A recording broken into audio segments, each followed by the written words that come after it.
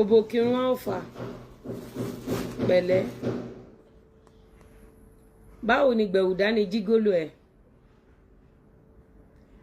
Ó ga o. Mo rí tó ń kí fún màmá dáadáa kan. Ó ní kó máa analyze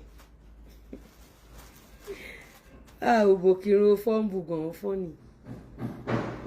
Ìgbà tó tẹ̀ ní kó máa analyze ẹ̀ yẹn. Èèyàn wa Lizzy Anjorin jáde tán o fún arábìnrin tí a mọ̀ sí Ojú Abẹ àti boyfriend tí ó ní wípé òun ní o.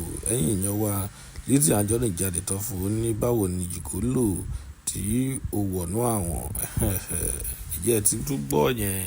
Ẹ̀yin èèyàn wa ẹ jẹ́ ká gbọ́ látẹnu Lizzy Anjorin bí ọ̀rọ̀ náà bí ó ṣẹlẹ̀. Ó sọ jọ mí lójú gan.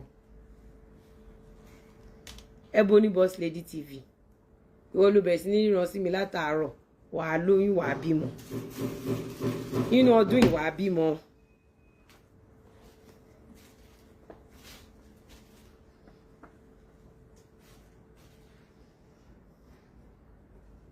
Ó ga o Obokirun. Oníkan má dọ́dọ̀ ẹ o. Oníkan má analyze Gbẹ̀wùdá ní dọ̀dọ̀ yọ ẹ o.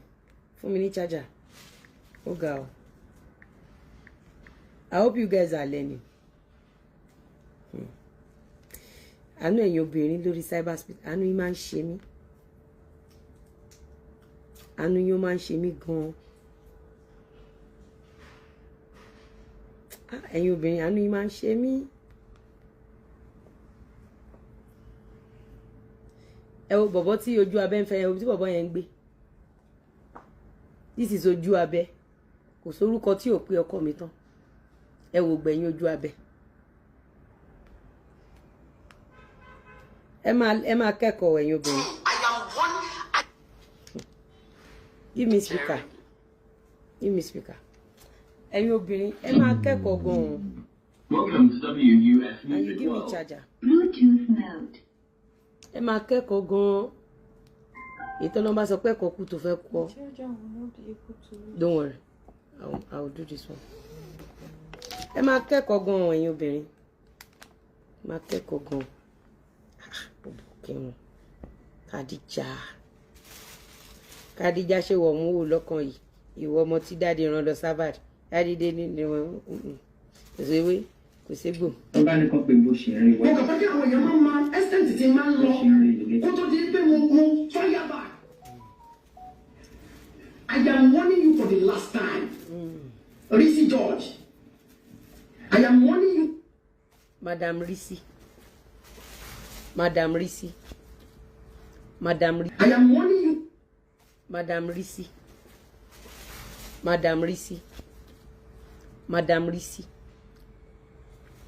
Jẹ́ kí n ṣàdúrà fún yín. Madam Rizzy wàá jẹun ọmọ. Wàá rí bá ti ṣe wàá rọ́nà gbígbà. Á dára fún ẹ o. Madam Rizzy. Ní gbogbo ìgbà tó bá fẹ́ jẹun ọmọ oúnjẹ ọmọ ò ní kúrò lẹ́nu ẹ̀. Mo fàsìkò yìí ṣàdúrà fún gbogbo ẹ̀yin warriors. Látòrí Z Mama. Ìyá Adébímpé. Ọmọ Olúṣọlá Yusuf. Àmọ̀rí ọ̀rẹ́ mi and callers. Best callers. Lizzy ni mi tọkàntọkàn. Ẹ pọ̀. Mo ń fàsìkò yìí ṣàdúrà fún yín gbogbo ẹ̀yin olólùfẹ́ mi tẹ́ ẹ dúró tì mí. Nítorí pé aláṣeyọrí ni mí. Gbogbo ẹ̀yin olólùfẹ́ mi ẹ ṣàṣeyọrí. Ẹ ṣàṣeyọrí nínú ìrìn àjò yín. Ẹ ṣàṣeyọrí lórí ọmọ. Ẹ ṣàṣeyọrí nínú ayé tẹ́ ẹ wá yìí. Ìrìn àjò yín á ní àṣeyọrí.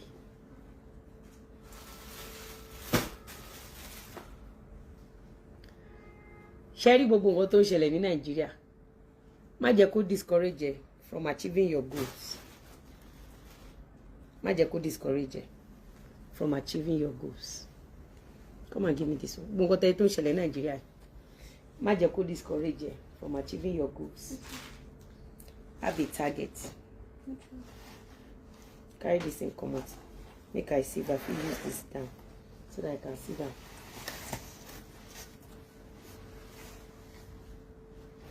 Carry this carton, come out. Mo ń bọ̀ èèyàn mi ẹjọ́.